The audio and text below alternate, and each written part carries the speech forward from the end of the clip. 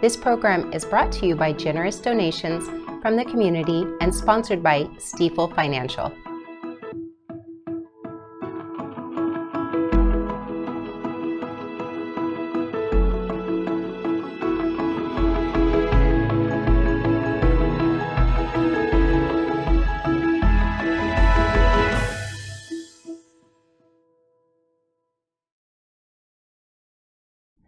Good evening. I'm Jenna, your host for tonight's edition of Nevada County Now.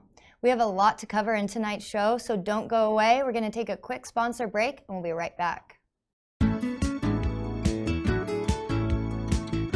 Thank you to Stifel Financial, proudly helping individuals pursue financial goals, businesses and organizations raise and protect capital, and communities offer a higher quality of life.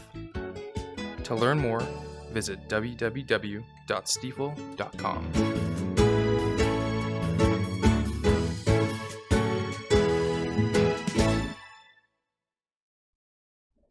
The final 2024 election tally has been completed.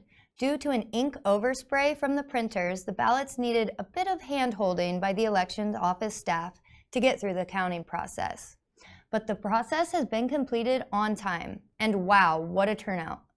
82% of registered voters turned out to vote here in Nevada County. This puts us on par with Denmark and Sweden, who sit at 84%. The race that was still up in the air was the Grass Valley City Council positions. Final tabulations have Tom Ivey, Jan Arbuckle, and Joe Bonamolo as the three that will be sworn in on December 10th. All three will appear on our show the following week. We look forward to getting to know them. For detailed information on the tally for all of the items on the ballot, please visit the County of Nevada website, nevadacountyca.gov. Wow, isn't the weather amazing? Perfect for skiing, hiking, wood cutting, and the many other things that make this place such a magical place to live. Conditions will remain pretty much stagnant over the next week and possibly beyond, and we are lucky. The National Weather Station in Grass Valley has picked up 13.11 inches of rain since October 1st. The average is 9.39 inches, and the Northern Sierra is at a whopping 230% of average snowpack. Wow. We do expect cooler temperatures. The foothill highs will be warm through Friday with highs in the low to mid 60s. Average high in Grass Valley for this period is 54 degrees. Highs will be lower to upper 50s on Saturday with some clouds and cooler still on Sunday with highs in the low to mid 50s. We may see some periods of breezy north winds next week, otherwise dry conditions. So get out there and enjoy the community and get a bit of fire preparedness taken care of. It will be the perfect weather to do both. Our next story fits right into the Shop Local campaign. Present.com recently surveyed 3,000 Americans to ask where the best streets to Christmas shop are located. They named 150 main streets across America, and guess who made the list? You're right. Broad Street in Nevada City made number 7, and Mill Street came in Grass Valley at number 12. The report concluded that we've become a bit jaded by soulless malls and shopping online. It shows we're looking for that personal connection and, more unusual, those one-of-a-kind gifts that you can't find anywhere else. Historic main streets offer authenticity and charm.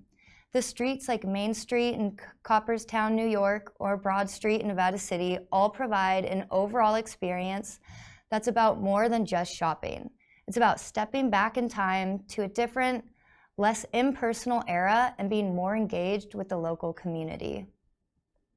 Sustainability has become a significant consumer priority in recent years, and shopping locally on main streets is an eco-friendly alternative to big box retail stores. It looks like we're starting to appreciate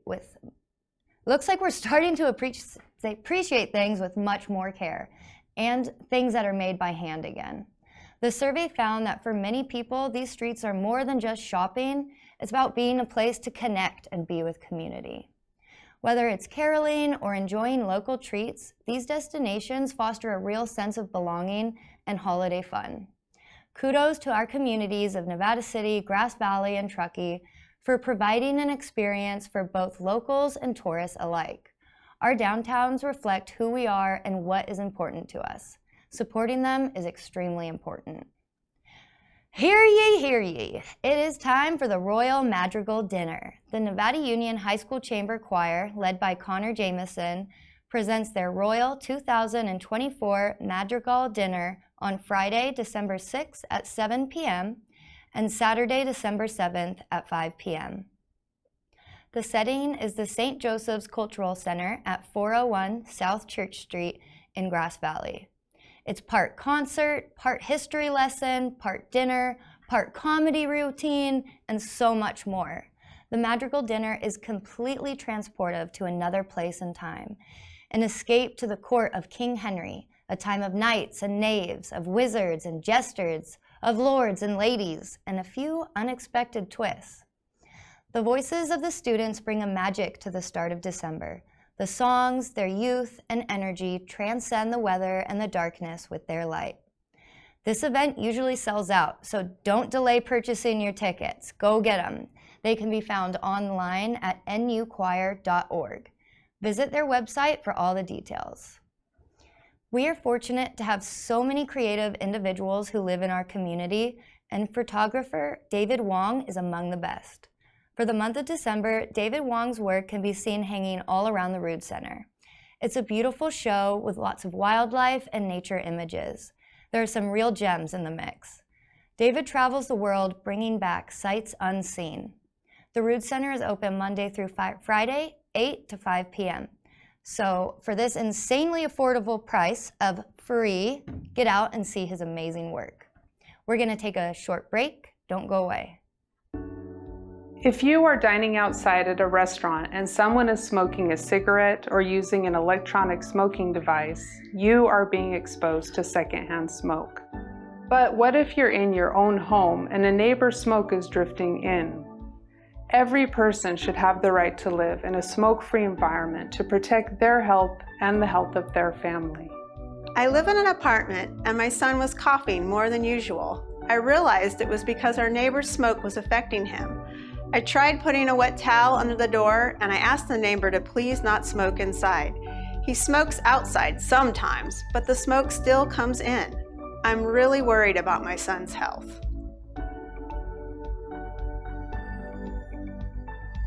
People in our community are facing this problem every day. Often the residents affected live in apartments, condos, or other multi-unit spaces. Many people are unaware that all secondhand smoke is dangerous. This includes smoke from vapes, hookahs, and cannabis too. Take action today to help protect some of our most vulnerable community members from the dangers of secondhand smoke. Let's make living smoke-free an option for all Nevada County residents. Go to smilenevadacounty.com to share your story, get involved, or to find ways to quit. The Nevada County Tobacco Prevention Program is here to help. Our guest for tonight is here to talk to us about food and food safety, one of our favorite topics. Director of Environmental Health, Amy Irani, is responsible for programs focused on environmental protection and public health in Nevada County. These programs regulate food preparation in restaurants, installation of wells and septic systems, handling of hazardous materials, and other topics related to consumer protection. So here we are. Amy, how are you today? Thanks for coming down. Thank you, Jenna. It is an absolute pleasure. One of our favorite things, of course, at Environmental Health is how we get out to the community, protect everybody because we live here and play here. So it's always a joy for me to talk about what we do. So Amy's kind of a silent superhero in the community, and she's keeping us all safe all over the place, and we don't even know it. So tell us a little bit, what is all that you're checking up on here? Yeah, that's great. I mean, I've always said, kind of when I talk to folks and we talk about what we do, we are regulators, you know, Jenna, and that makes it hard when you're trying to develop a relationship with our industry partners, because regulation usually means laws, right? And what happens when people don't comply with the law? You kind of have to come in with corrective measures. One of the things that I take great pride in is our team, regardless of their arena, whether it's food, whether it's land use, whether it's a hazardous material facility, we educate first. I think that you will garner more when the operator is just as knowledgeable, and then you can troubleshoot problems together. And that is what makes environmental health such a dynamic field. We have actually 16 programmatic areas that we focus on. And I've got such a talented staff that it's amazing the work that they accomplish every day. So I'm truly proud to lead such an incredible team. That's amazing. And I had no idea the span was so great of all that you guys do. We do a lot, and when you think about it, one of the benefits is that even, we get these, I call them youngsters, but, I'm on my way out the door. We get new talent coming in, right? You get these folks that have incredible knowledge from education. They come in and they bring a new light to what we do every day. But one of the greatest things is to see a new business owner succeed. A new small business open up, and you help them through the process of building from the ground up. They get a great client base, and then they're very successful, right? And our community is all about small businesses, so that relationship between business owner and you is really important, I imagine. It absolutely is. And, it's so hard when you walk out into, say, a brand new restaurant. You're coming in to do the inspection for the first time. And you can imagine for the owner operator, it's very intimidating. But what we like to relay is that, no, we're entering that facility to work with you. We're your partner in understanding what is food safety. How can we help you be successful? And that's the biggest thing is watching people be successful and flourish as tourists come in, they enjoy the food. Right. And that just makes a wonderful environment for everyone to come and enjoy. Making businesses successful, keeping us healthy, that's a win-win. It is a win-win. I would agree. Yes. Can you tell me a little bit about the different in-home food permits that you guys have? You betcha. I'd be happy to. We have a couple of things. We have cottage food. Cottage food has been around for a few years. And cottage food offers a venue for someone that has culinary talents such as baking breads or making desserts or jams and jellies, or maybe even drying their own spices, right? And making a spice blend for a rub or something like that they can sell.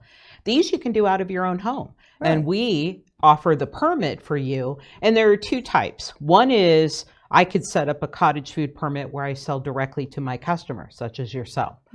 The other type is that I sell directly to you, but I can also have an intermediary where I set up my product in a grocery store or in a restaurant. So those offer great venues to get your product out there and to kind of get your name known in the community and expand. Yeah, it's a wonderful opportunity. Especially for people who don't have the money for a storefront. It's a great way to get started and get their food out there. Absolutely. We have another program, just like you were talking about, that is definitely what we coined as a platform kitchen permit. And it would be, say, for example, you have excellent culinary skills and you know how to do great sushi. Okay, let's just say that. Great sushi, and you, however, don't have the $100,000 to $300,000 to build your own restaurant, right? I'll be a bit short on that, yeah. Yeah, me too. So the thing is that we have facilities that you could go into partnership with, and when they're closed, you could offer your culinary expertise using that commercial kitchen setup by offering to-go delivery options. The only caveat is you would not seat the person in the facility, but you could still cook out of a commercial facility and offer your product to the public, and they could enjoy that. You're able to garner an income, some finances, and who knows, you could branch off into making enough money where you open a mobile unit or you're opening your own facility. So always trying to find, different ways where we can encourage people to get out there and make a living for themselves. Yeah, it looks like there's a bunch of different ways to get started cooking and getting your food out there. There absolutely is. And just in time for the holidays. So my favorite is those pumpkin spice rolls, you guys, if anybody's, get to baking. And so are these, I know a lot of people get intimidated by paperwork and Would you say, I mean, is this a pretty difficult process? Are you there to help? Absolutely. Not difficult at all. Everything that we have is online at mynevadacounty.com, okay, or .gov, excuse me. You can go there. Our environmental health website has all of the paperwork where you can look at it. But we have a customer service counter. Oh. We are there every day, 8 A to real 5. person? Yep. Not an automated person on the phone? Not at all. You guys hear this? We're tickled to talk to you too, right? So we have staff that rotate on there, and I'm also available if anybody ever has any questions. Come on in, sit down, say, I want to start this, or I want to build a house, I have to put in a septic. We're there to help you. So just come on in. You don't need an appointment. Just come on in and ask to speak to us. Man, you're not as scary as I thought. I Really? thought you were going to come in here with the rules and the regulations. And You know, we pretty can easy. do that. We can do it. Man, oh, great. What wonderful stuff you're doing.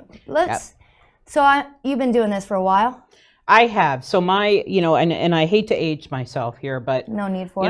Going on a couple of 2.5 decades of doing this. I fell in love with environmental health because it was so diverse, and not one day is the same thing, right? Yeah. And that's what killed me. Doing one thing over and over again was just not in my wheelhouse when I was younger. When I fell into this, I was like, oh, wow, this is fabulous. I can go and do different areas and branch out. And so I've just stuck. And the other aspect of environmental health is the people you meet and the relationships you build. You know, there are so many business owners where you have contact with them and you're so proud to help them and troubleshoot. COVID was devastating, right? Yeah. To our industry. But to see those that flourished and came up with different ideas and reached out to us for help, we were there for them, and it was really wonderful being able to support them during that difficult time. So it's a wonderful field. I encourage anybody that's interested in environmental health. You can even come in and talk to us about that. I'll be happy to tell you the process by becoming an inspector. It's just a great field, and you have so many areas you can diversify in. Job opportunities too, you guys. Right? Exactly. Amazing. Yes. So you've been doing this. Is there anything crazy you've seen? I have a lot of stories. I think we should probably tone it down just a little bit. Let's keep it PG-ish. Okay, let's keep it PG-ish. All right. One of my favorites was I was kind of a new inspector, and I was working in the city of Beaumont, Texas, when I really broke my teeth, right, in environmental health. Right. I was going into, I'll just say, an ethnic restaurant, right? Okay. And I noticed, I was talking to the owner and tried to keep me outside of the kitchen. And I looked in the back and I noticed these 3 guys jumping up and down. And I was like, well, either they're doing calisthenics or something's going on that I got to get back there. And he wouldn't let me go back. And so finally I said, what's happening back? So I get back there and there's these boxes of cabbage, raw cabbage heads, right? These Seems poor guys. Normal enough. Doesn't it? Right. Sitting on the floor. These poor guys had the hardest time punching the cabbage stem in to pull it out.